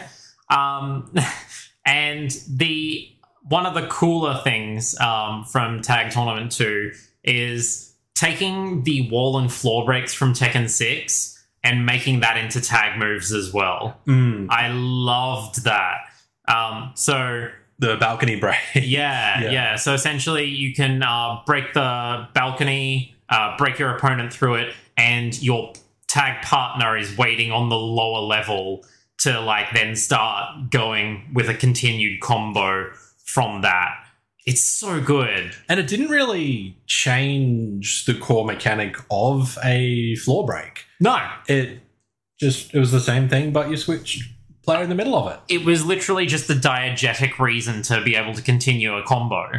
I love it. I think it's so smart, and it's like one of those little flares that like people would have seen in a trailer and gone, what the fuck is that? That's so good. But it's like, it's nothing, right? It changes nothing, but it's so cool. It just looks cool. Yep. Was there anything else that you can think of for Tag Tournament 2? I think in terms of mechanics, not really, but just Tag Tournament 2, it's just the peak. It really is. And like, I should point out, this got released as Tekken Hybrid as well. So it had a Tekken Tag Tournament 1 remaster bundled in, and also a semi-dreadful CG movie, which I forgot about until last night. This morning during research. You say semi-dreadful, but that thing was Gone with the Wind by comparison to that second live-action movie. Yeah. I actually looked up that Rotten Tomatoes rating for the first one. The second one doesn't even have a Rotten Tomatoes rating because apparently no one watched it. Just us saps. Just us fools. The first one actually has the 0%. And that's a bit harsh, right? Yeah, the first one wasn't that bad. The first one, I loved. I think it's dumb. It is the silliest movie I enjoy. That's probably the easiest way to put it. Not that I've seen it, but it's probably not that far different from the recent Mortal Kombat movie. In terms of actually, yeah, it's pretty similar to that, just without an R rating. Yeah. If Tekken leaned into an R rating for it, people would probably enjoy it a lot more. But obviously, Mortal Kombat having that edge history, of pushing the envelope, sort of allows the branding to go to that R rating. Yeah. But yeah, that first Tekken live action film is dumb fun. The second one's just dumb. It's just dumb, yeah. Oh boy, it's just so dumb. But yeah, it was a CG movie. It may be the worst movie I've ever seen. Yeah, I'd agree with that. I think it's knocked off Nacho Libre. Oof. That is a tall order. That is a tall order. Transformers 2 or 3 is up there too. So we've got the only, Transformers, I fell asleep in a cinema for the only time in my life. Nacho Libre, I walked out of a cinema for the only time in my life. I think the Tekken movie was worse, but at least I finished it. Yeah, because it was a social experience. So were the other two. I was on a date for Transformers. Oh my god. Did you leave her in there, or? That was the one I was asleep. Oh, okay. All right. Well, that's better. Moving on. So Tekken 7. I have a love-hate relationship with Tekken 7. Yeah. I was going to say that as well. Yeah. Beautiful game though. Beautiful. We're on the Unreal Engine now. It's absolutely stunning. But there's several things that I can't get behind, and several things that I love about it. Let's start with your stuff.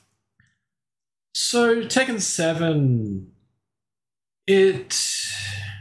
gameplay wise, I don't think it initially was a huge departure, which was good because you could just pick it up and play as a veteran of the series.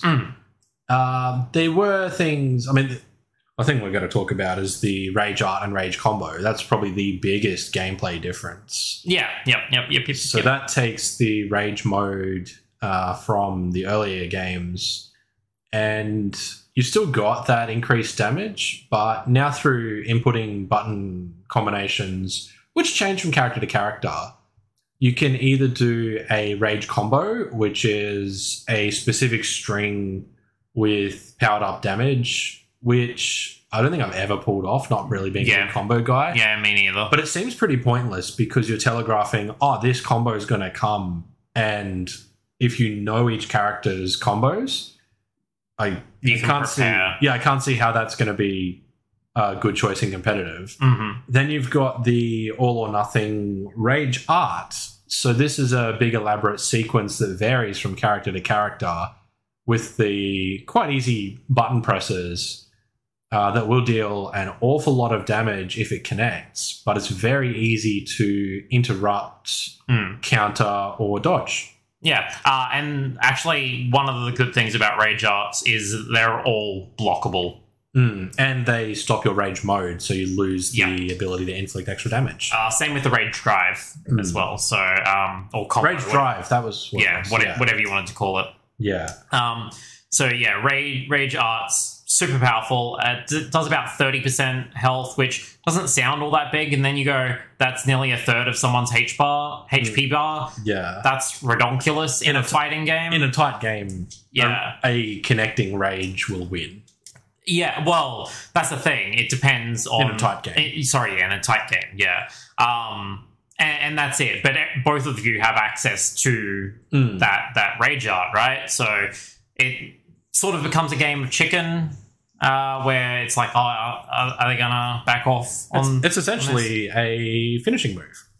Finish him. To bring in... Well, I guess, we're going to the fighting game route. But to bring in another wrestling trope, finisher. In some cases, quite literally wrestling finishes. Yeah.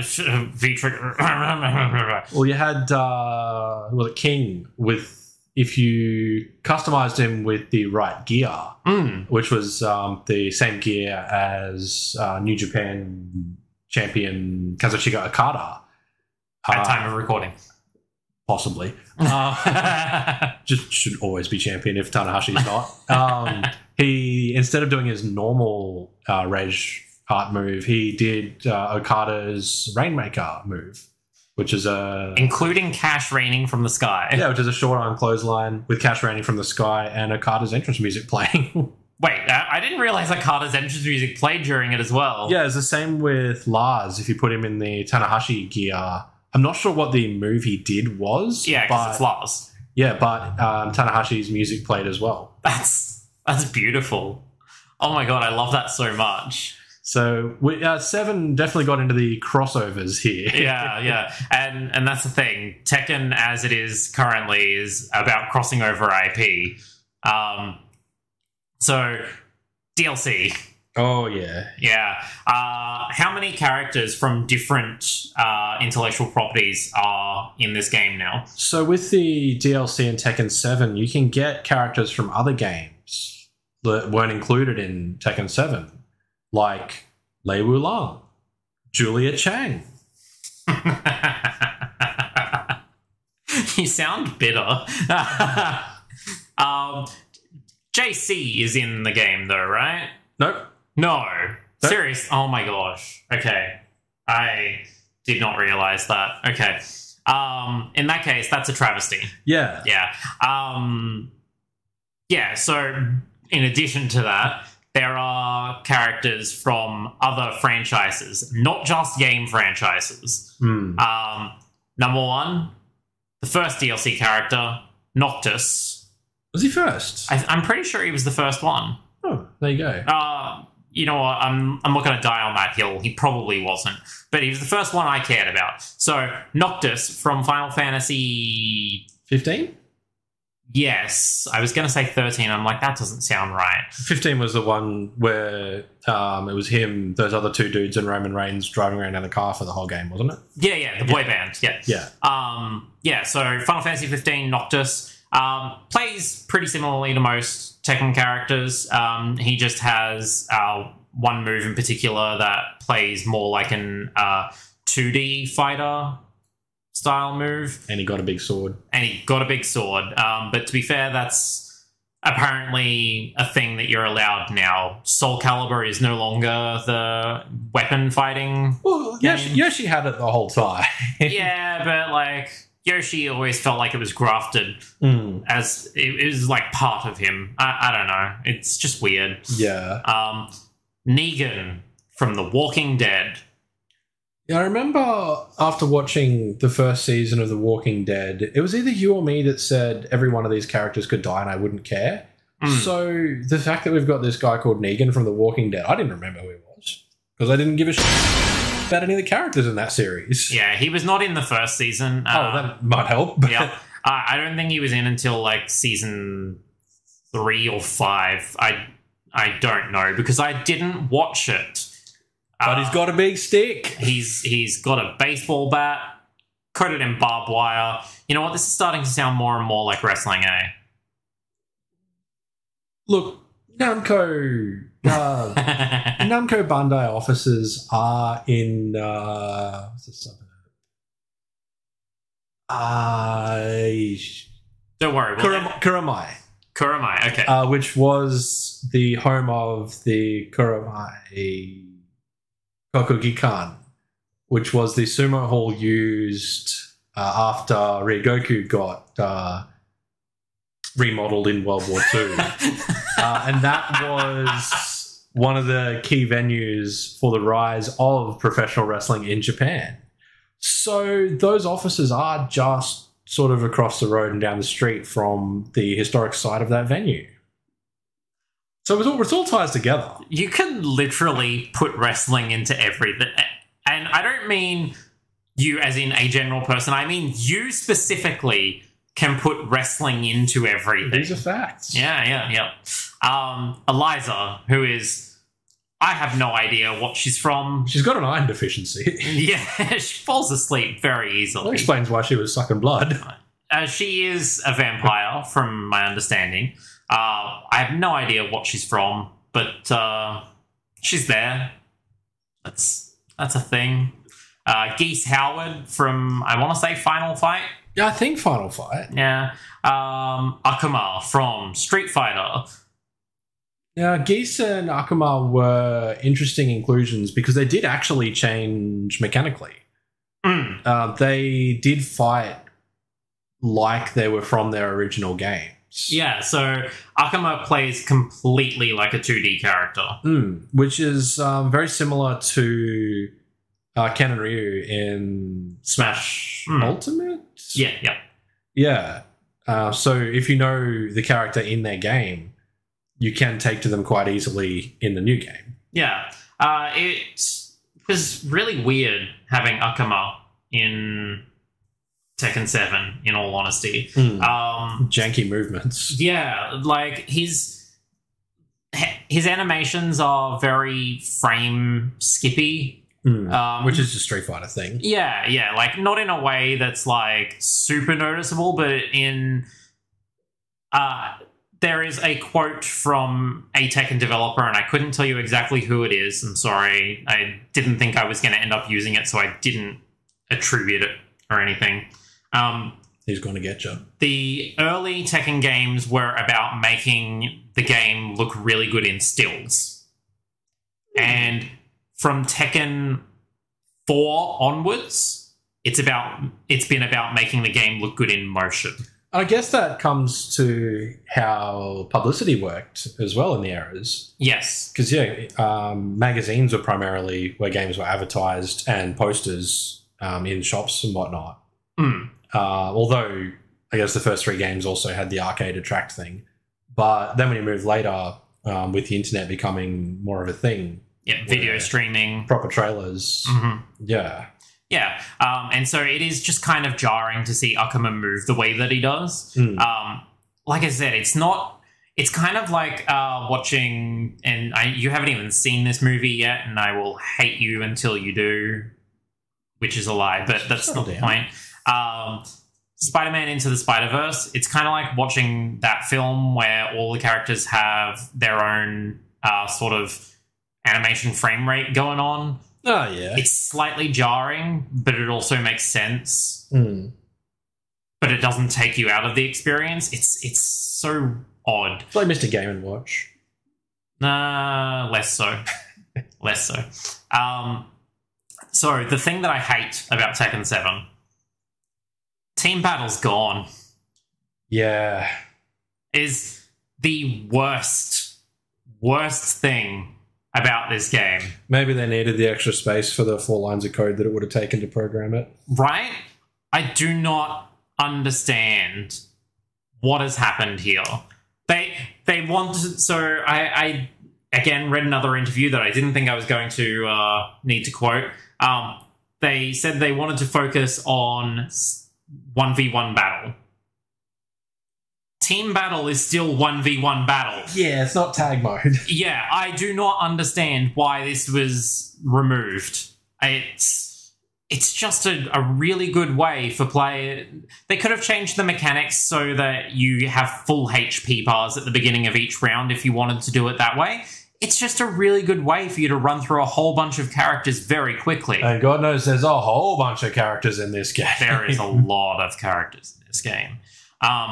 Yeah, it breaks me. It breaks me that this is a thing. It's been since Tekken 2 and they have removed this feature.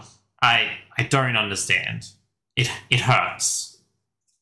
Bring it back, please. Yeah. As DLC, I will give you guys $5 to be able to continue playing that mode. Oh, don't say that too loud. They'll do it. I know they will. That's why I want it. I won't pay more than that. The DLCs and the season passes in 7. I'm sure it's just a standard thing in modern gaming, which, to be honest, modern gaming isn't something I spend a huge amount of time doing. Unless it's Red Dead. Even then, like, yeah, the DLC...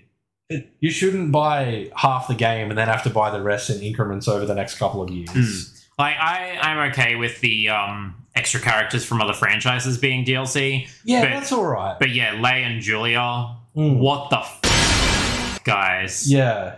Those are like mainstays. Julia or Michelle has been in every game. Yeah. Lei, I think, as well. Yeah, Lei introduced in 3. He was in 2. Was he? Yeah. Okay, cool. And I thought he may have been in the first one. No, he's definitely not in the first one. Yeah. But yeah, they've been around for a long, long time. And yeah, Namco's just like, nah, you guys can pay for them if you want them. We have the player data that says you don't play as them, which means you're going to want to spend money on them. Yeah, okay, guys. Yeah, exactly. It's probably not used in competitive. That's not the point. You already have the bloody information for their movesets and stuff. Yeah. Just put them in. So there are a couple of changes to how some of the things play as well. Bounding got wall bounding added. Yeah. Yep. It's not really a big change. So before ground bounding was your only thing. Now with wall bounding, does the same thing off of walls. It allows for wall juggling to properly be a thing again, where it really wasn't in 6. The animations for it flow and look nice as well. Yeah. So yeah, it's just about tightening up that core combat. The ground bounding got changed slightly. So before, your ground bound essentially bounced you straight up off of the ground. Yeah. Now it's screw hits. So your character sort of does flips very close to the ground, so that their hitboxes rotate to allow the same thing without bouncing the height of a kangaroo off of the ground again. It's more of a aesthetic. It looks more dynamic. Yeah.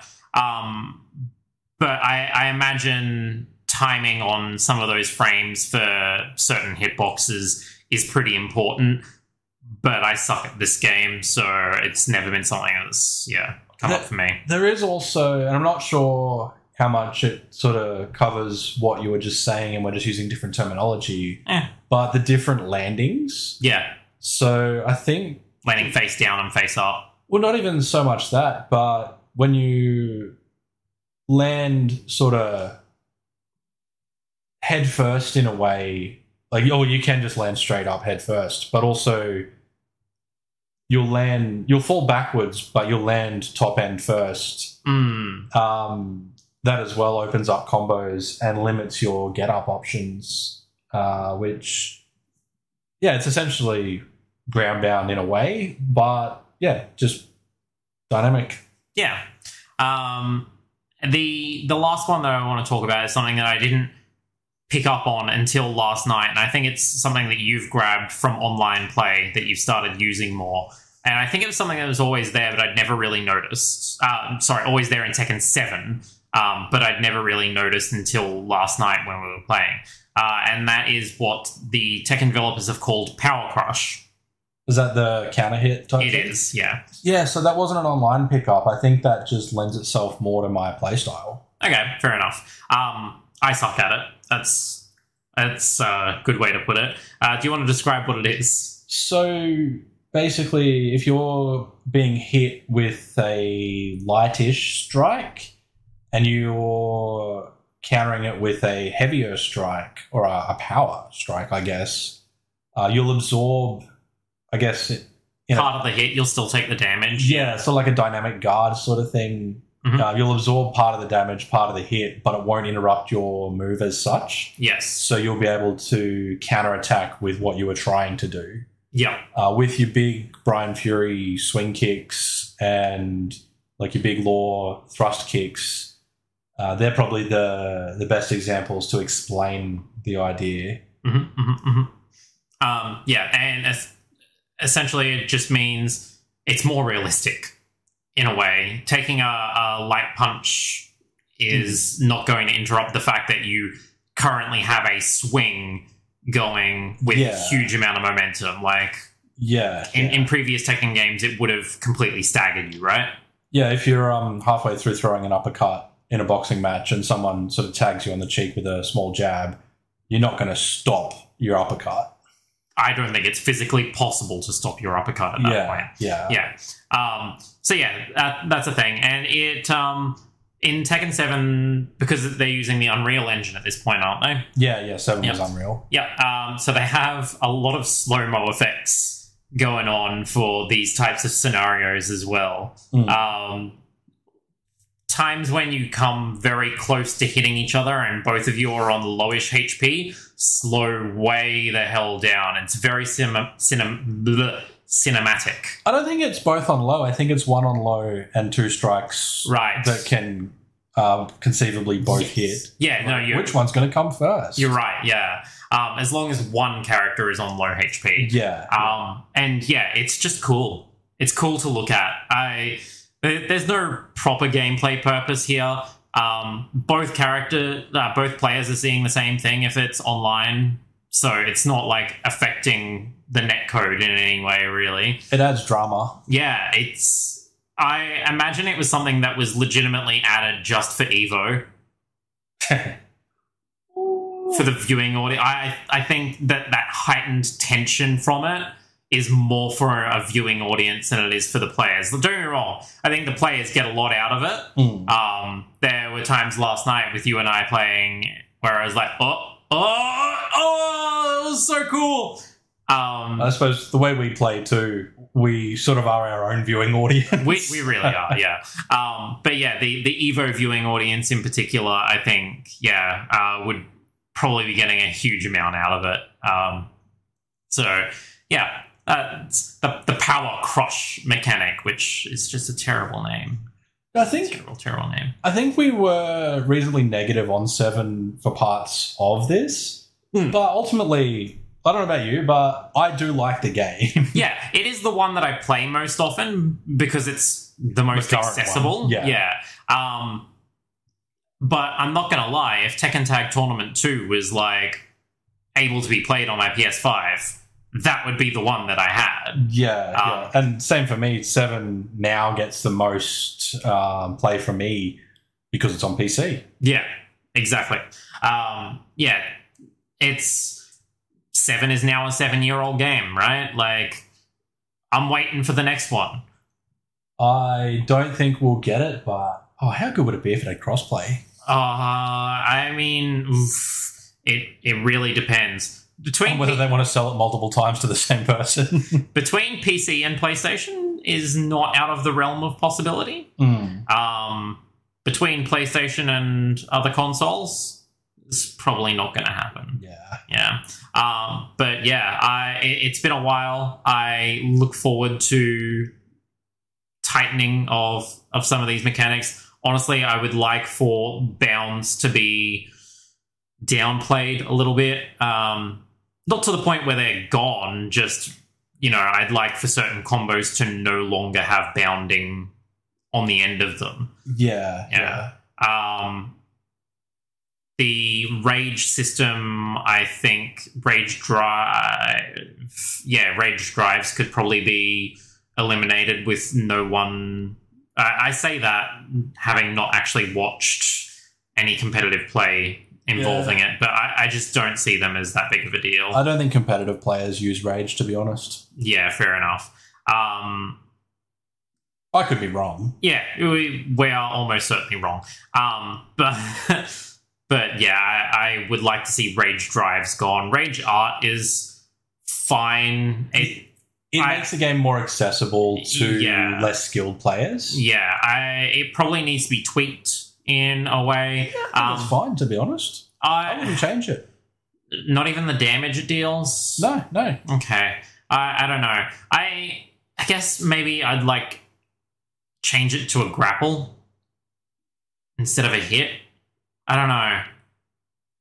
Changes my characters. I know what you mean. Yeah. In how it attacks. Yeah. Not the animation. No, not the animation, just like how the attack happens. But also it being an attack that is interruptible and blockable. They're basically Tekken's version of a Final Smash. Yeah, it's probably better the way it is than as a grapple. I don't know. I think it works for a casual player. Yeah.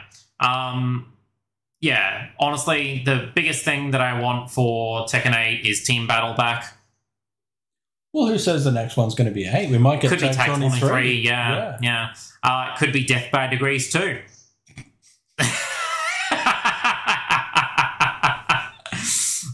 But yeah, whatever comes, I'm ready for the next battle. All right, that is us for this episode. The next episode, I will be back with Shane, presumably, so long as Spicy Cough doesn't strike again.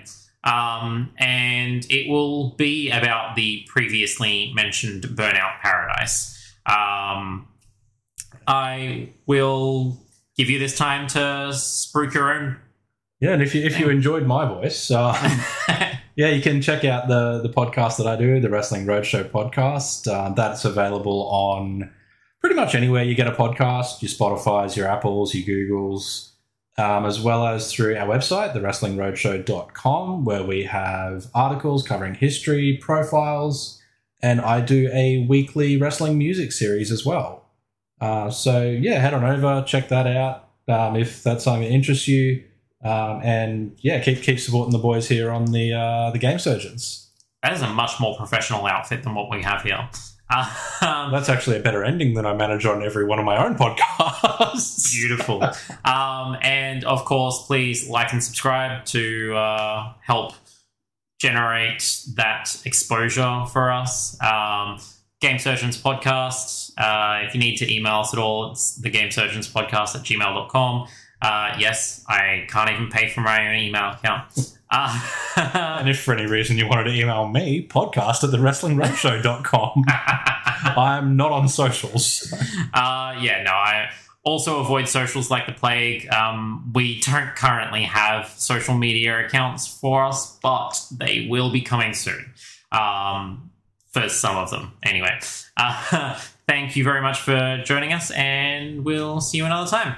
Good night.